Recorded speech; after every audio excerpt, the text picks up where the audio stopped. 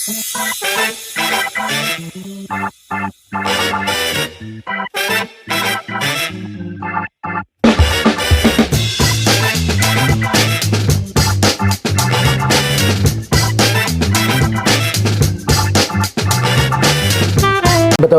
saya sudah di sini sejak Maret.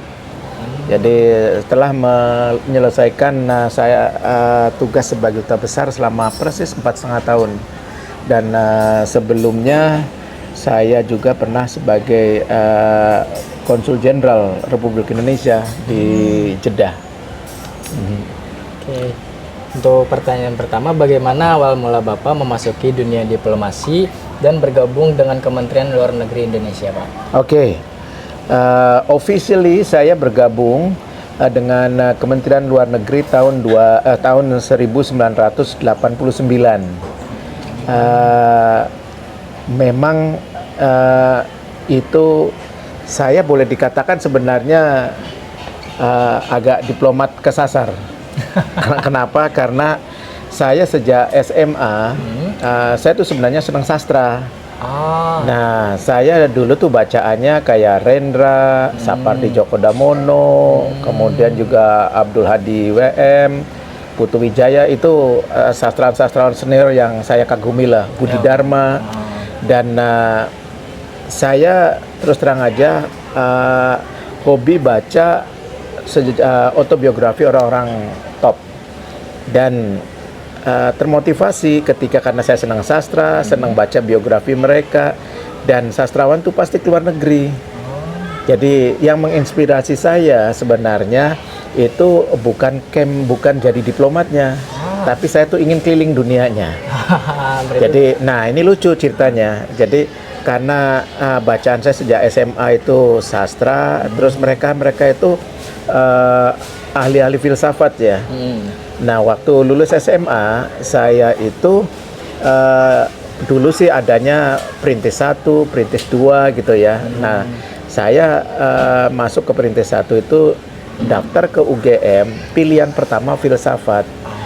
Cuma karena saya tuh dari orang tua pegawai negeri, dari Indramayu, ngapain kuliah di filsafat?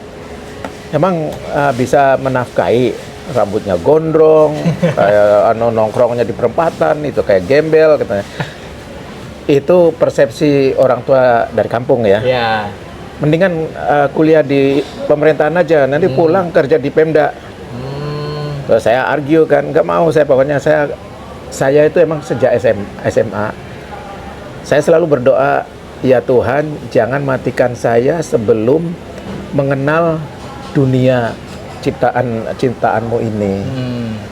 Nah itu bahkan saya tuh terus terang aja, kalau liburan SMA dulu kan periode saya itu liburan SMA kan 1 bulan. Saya tuh nggak bermodalkan apa-apa. Saya tuh keliling Jawa, ke Madura, ke Bali. Modalnya cuman pakaian pramuka, minta tanda tangan dari kepala sekolah, tanda tangan dari RT, RW, Pak Lurah, jalan kaki, nyetop mobil. Tidur di polsek, tidur di masjid, orang ngasih duit, malah saya dapat duit banyak.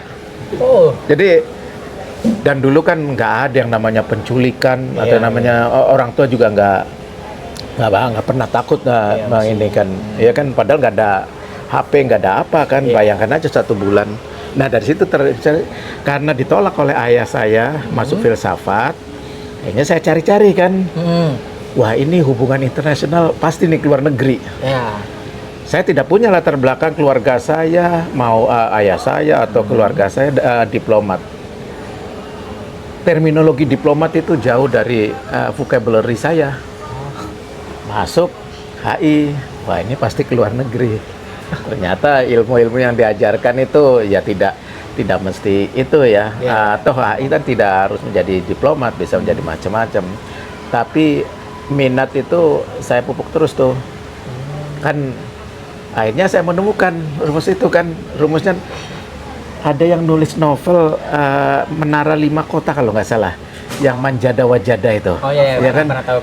Ya, There is will, there is way. Ya kan? Itu sebenarnya saya tidak tahu manjada wajadah saying itu.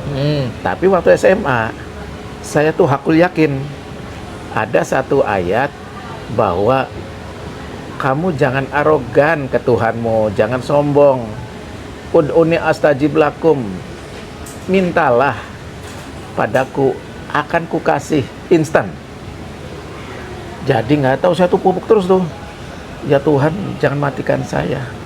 Jadi in a nutshell saya katakan bahwa saya masuk Kemlu itu mah hanya instrumen saja, media dari goal saya yang the ultimate goal untuk mengenal dunia. Jadi you can be UN public officer, you can be a journalist, you can be authors, you can be a director of movie film kan, untuk ke luar negeri kan. Tapi karena pemahaman saya yang dari indrami yang terbatas, itu kan ya saya hanya tahunya dunia sastra.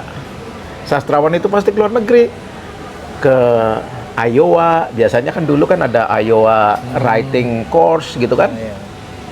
Itu, nah itu awal mulanya saya masuk Kemlu. Namun bukan berarti saya menyesal. Dalam hidup saya tidak menyesali, saya selalu bersyukur. Alhamdulillah saya bisa masuk Kemlu.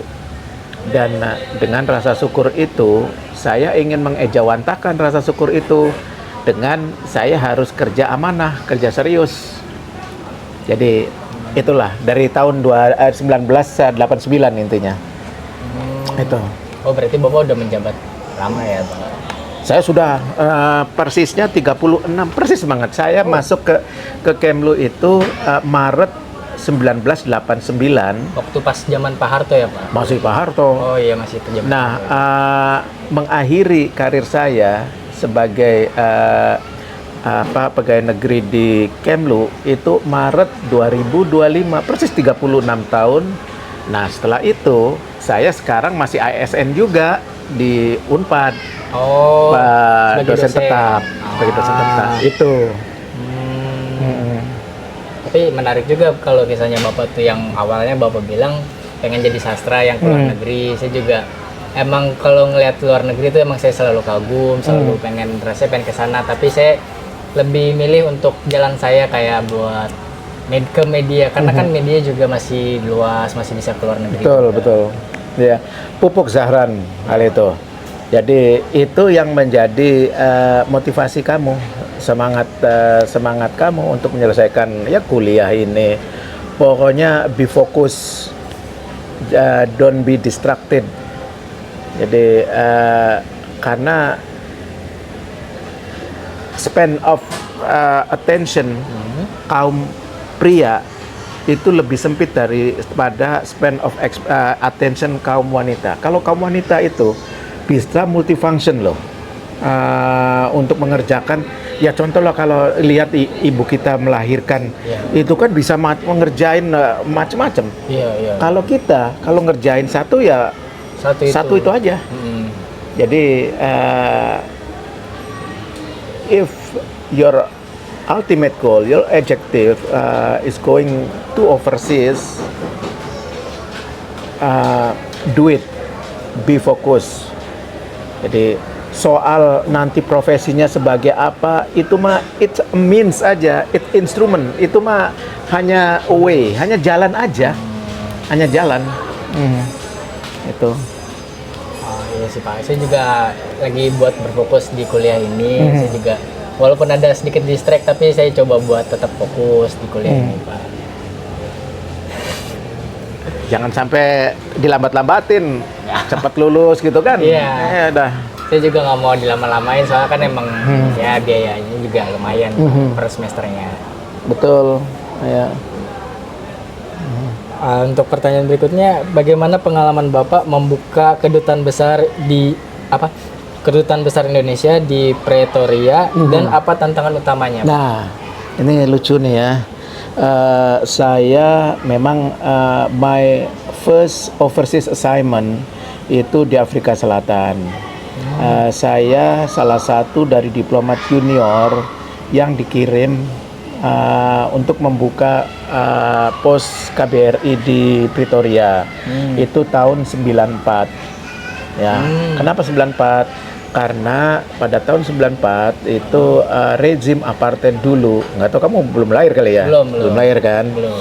Dulu itu Afrika Selatan itu dikuasai atau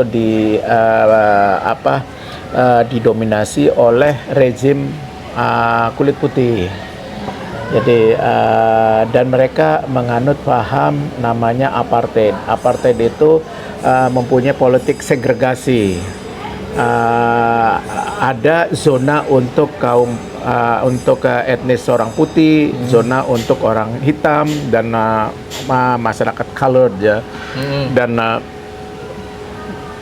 ada stratifikasi itu, strata sosial. Orang kulit putih itu kelas 1, orang kulit berwarna colored kayak orang Asia, orang India, Cina itu second class, orang hitam itu third class. Sama kayak zaman kita dijajah oleh Belanda dulu.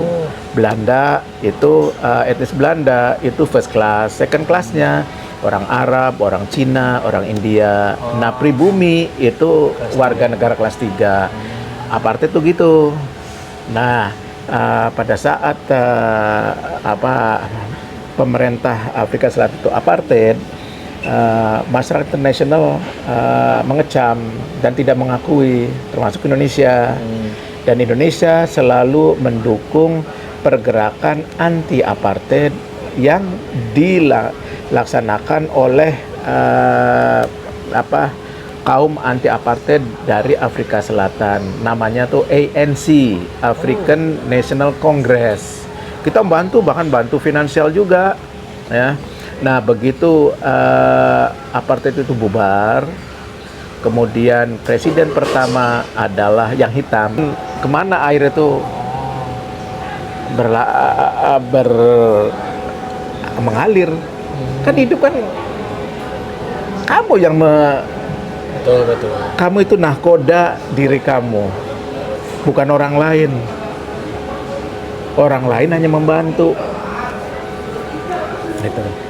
Berarti kalau untuk yang ketidaknyamanan itu ngebuat kita terdorong lebih buat maju lagi ya Pak? Buat lebih maju lagi. Contoh, ya. Kalau konteksnya dalam profesi diplomasi, ya. Saya dulu itu kan pertama masuk di bagian politik. Terus waktu itu masih ada namanya Helen, hubungan ekonomi luar negeri. Loh, orang kok yang masuk, yang jadi duta besar yang top tuh masuk Helen. Saya harus masuk ke sana. Helen tuh pelajaran apa? Helen tuh ekonomi internasional. Lah saya dari HI politik, saya harus genjot belajar ekonominya. Makanya waktu saya sekolah di S2 di Kanada, saya ambil khusus mengenai bantuan asing. Saya bikin tesis mengenai politics of foreign aid, perbandingan bantuan asing Amerika ke Indonesia dan bantuan asing Jepang ke Indonesia. Itu semata-mata ya untuk mengarahkan nasib saya ini masuk ke Helen. Jadi kalau saya katakan ya hidup mengalir aja lah seperti air, mungkin sampai seterusnya saya mau di politik terus. Itu loh maksud saya, hidup itu harus kita yang menavigate kemana kita itu harus mengalir. Dan tidak berarti kita minta-minta. Saya tidak pernah dalam hidup saya pantang ada istilah yang bagus sebenarnya, never sell your soul. Jangan kau gadekan soulmu, nyawamu. Artinya begini, kalau kamu kerja, kamu jadi mahasiswa, katakanlah kamu minta ke dosenmu, tolong Pak kasih saya nilai A. No, tidak begitu. Atau kalau saya sebagai staff, Pak, saya naikkan dong pangkat saya. Begitu you ngomong begitu, disadari atau tidak, you sudah sell your soul, menggantungkan ininya. Artinya ada utang budi gitu loh. Akhirnya apa? Someday, seandainya atasanmu atau dosenmu minta bantuan, iya kalau bantuannya wajar. Tapi bantuannya itu yang mungkin satu akan memberatkan kamu atau mungkin akan mencelakakan kamu. Tapi kamu tidak nyadar karena rasa tidak enakan, kamu tidak bisa untuk menolak. Dan banyak kalau di pegawai negeri itu yang orang terjebak begitu. Dan alhamdulillah saya selama karir 36 tahun saya tidak pernah merasa minta-minta ke ini. Minta-minta itu lain ya, bukan berarti kita tidak punya rasa berterima kasih. Saya tetap berterima kasih. Saya sampai menjadi duta besar ya karena dukungan dan sokongan dari dari atasan-atasan saya. Saya akui itu. Dan yang saya maksud itu pantang untuk minta jabatan, minta ini. Karena jabatan itu trust, kepercayaan dari atasan kepada kamu. Nilai yang kamu dapatkan itu trust dari dosen pada kamu. Jadi something to achieve, bukan something to be granted. Kamu harus Pak dosen, saya ini layak kok dapat A. Jadi bukan minta. Kalau saya mengatakan jadi saya sendiri, saya layak untuk dapat nilai A, maka saya harus buktikan. Itu. Oh, berarti secara nggak langsung tuh kayak dibandingkan minta-minta, kita harus tunjukkan skill kita gitu ya, Pak? Betul. Kita harus tunjukkan. Gitu. Soalnya kebanyakan teman-teman saya tuh yang di tempat kerja dulu, saya dulu pernah kerja sebelum kuliah ini, banyak yang saya lihat kayak banyak yang minta-minta jabatan, kayak saya juga ngerasa kayak risih ngeliatnya, tapi saya biarin aja karena saya nggak mau ngurusin hidupnya mereka juga. Cuman saya mikir kayak buat apa gitu kan, sedangkan mereka punya skill dan apa-apa harus ditunjukin gitu ya, Pak. Exactly, it's about integrity and self confidence. Ya. Nah, ini ajaran hidup lagi nih, di banyak ajaran hidup nih saya tularkan nih. Manusia di dunia ini hanya diklasifikasikan menurut saya hanya tiga kelompok aja. Satu, orang yang tidak tahu bahwa setiap menit itu kesempatan untuk kamu sukses itu berkeliweran. Ya. Jadi itu satu tuh. Dia tidak tahu bahwa kesempatan itu berkeliweran. Yang kedua, dia tahu bahwa kesempatan itu berseliweran, oleh karena itu dia tahu bagaimana memanfaatkannya. Ini yang the best nih, paling bagus. Yang paling celaka, dia tidak tahu bahwa setiap saat itu ada kesempatan, ya, tapi tidak tahu bagaimana memanfaatkannya. Dan itu kalau dipraktekkan ya, kalau di Kemlu, saya pikir di semua ini, saya ini tahu nih. Contoh apa ya? Oh, kalau dipraktekkan dengan sekarang nih ya, dengan sekarang. Pak Prabowo itu punya usul ide untuk kirim 20.000 pasukan ke Gaza, katakanlah ya, ini ya. Nah, paling tidak kita tahu ada kesempatan ini kan, ada kesempatan ini. Tapi kalau kita tidak tahu bagaimana cara memanfaatkannya, ya kan? Tidak semua orang bagaimana tahu memanfaatkannya. Ya masih mending lah kategori orang ini daripada dia tidak tahu, dirinya tidak tahu bahwa ada kesempatan. Dia tidak tahu bahwa ada kesempatan untuk kirim 20 ini, itu buruk ya.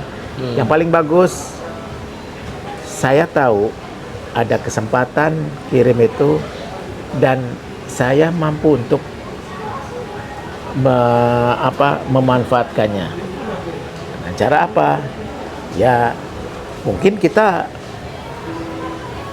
dari Kemlu akan mempersiapkan, mungkin pasti nanti ini yang diperlukan ini untuk titik pemberangkatannya nih dari Kemlu.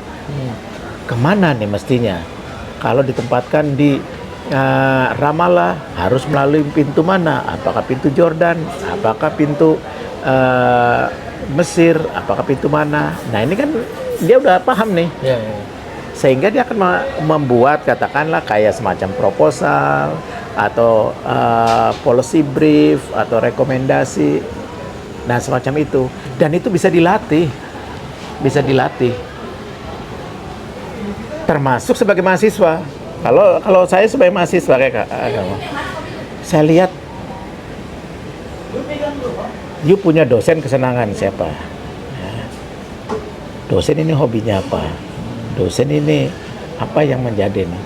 Nah, kita gampang aja untuk memanfaatkan kesempatan itu. Artinya kesempatan dalam artinya saya harus dapat nilai A dari yang bersangkutan. Tentu saja kita harus memenuhi apa yang jadi passion dia. Saya oh beliau ini kelihatannya setiap kali ngajar senangnya tema ini, dan mungkin kalau saya ngerjain ini dan saya memberikan perspektif dari Gen Z, mungkin akan memberikan masukan yang berarti, kan semacam itu. Bisa dipahami ya maksudnya. Bisa. Betul.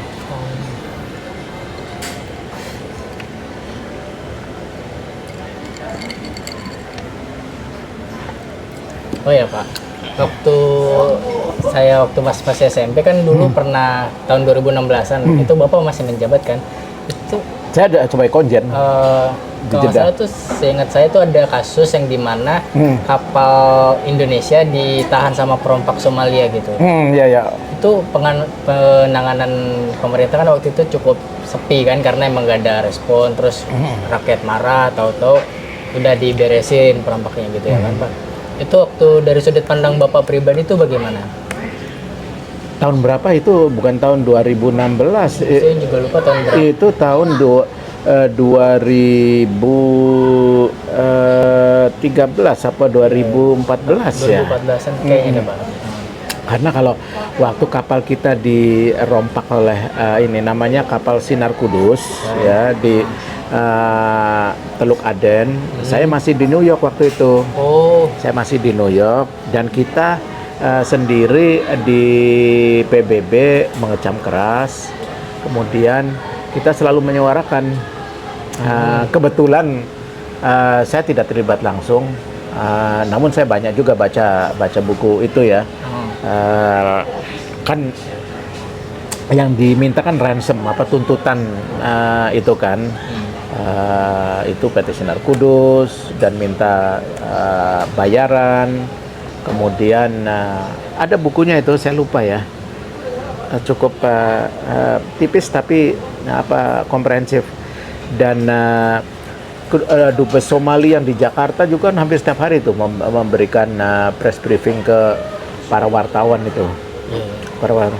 Nah, di sini fungsinya saya coba dari perspektif Somalianya ya. Nah, pemerintah aja jengkel kepada perompak itu. Tapi ketika saya mengikuti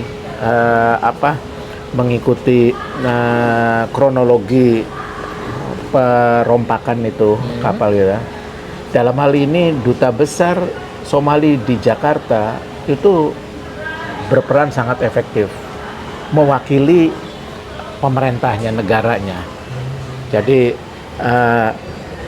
bahwa kapal dirompak oleh pemberontak Somali itu satu fakta, one thing. Tapi pemerintahnya itu juga sangat kooperatif, mendukung Indonesia, membantu untuk pembebasan. Ini kan paling tidak dari sisi pemerintah Indonesia maupun dari sisi keluarga para awak kapal ini memberi rasa keteduhan Dan itu fungsi diplomat. Saya bayangkan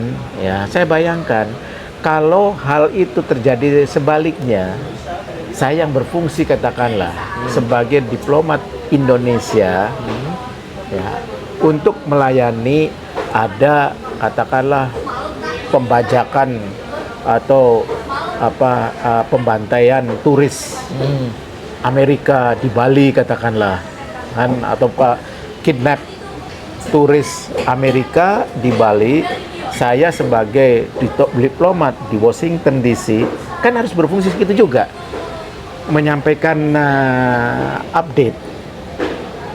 Artinya bahwa it is your duty untuk memberikan rasa keamanan dan sebagainya. Jadi he is a good diplomat dalam hal ini. Dan itulah salah satu tugas dari diplomat. Jadi kalau kita lihat, nah profesi diplomat itu itu diatur, ada namanya Vienna Convention tahun 1961 on Diplomatic Relations, atau Konvensi Wina mengenai hubungan diplomatik tahun 1961. Di situ ada salah satu pasal 3 lebih tepatnya, fungsi diplomat itu ada 5. 1, representing, mewakili negara. Dalam hal ini kalau diterapkan ke saya sebagai diplomat Indonesia ya, 1, mewakili Indonesia di negara di mana saya ditempatkan. Nah, yang kedua, menjaga, melindungi warga negara dan kepentingan nasional Indonesia. Jadi diaspora yang warga negara Indonesia di negara di mana saya tempatkan, melindungi semua kepentingan-kepentingan nasional seperti kepentingan ekspor, impor dan sebagainya. Yang ketiga, melakukan lobbying, mengadakan lobby, ya, mewakili Indonesia juga dengan negara itu. Yang keempat itu negotiating, melakukan negosiasi untuk menghasilkan kesepakatan dan sebagainya. Yang kelima, reporting, melaporkan.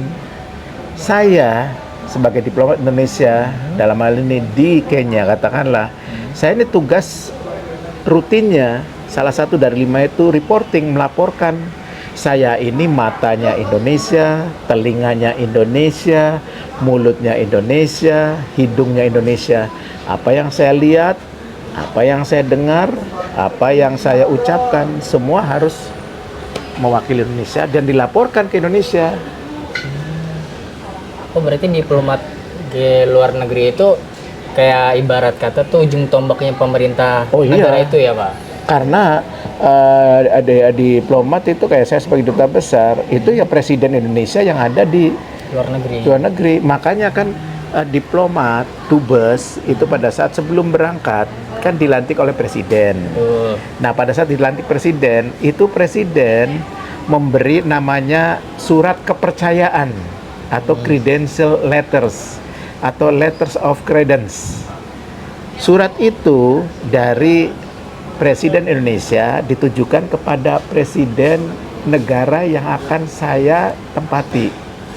Intinya nih ya, intinya bahwa Bapak Presiden, saya sebagai Presiden Indonesia menugaskan putra terbaik bangsa Indonesia sebagai wakil pribadi dan wakil bangsa Indonesia, saudara nama saya di Kenya, agar diperlakukan sebagaimana mestinya. Artinya bahwa saya itu representing orang nomor 1 Indonesia di sana. Jadi kalau ada masyarakat Indonesia di sana, tanggung jawab duta besar. Kalau ada orang Indonesia yang melakukan kriminal, masuk penjara, yang dikontak pertama kali oleh pemerintahan, ya duta besarnya itu, ini ada orangmu ini yang melakukan kriminal, kita harus cepat lari memberikan bantuan. Atau ini ada wargamu yang meninggal kecelakaan atau meninggal karena bunuh diri atau meninggal karena ketabrak, kita harus segera mengurusinya. Itu berlaku untuk internasional karena dalam Vienna Convention tadi dijelaskan bahwa ya masing-masing negara itu harus harus memberikan bertanggung jawab, melaporkan kepada negara di mana duta besarnya berada. Itu.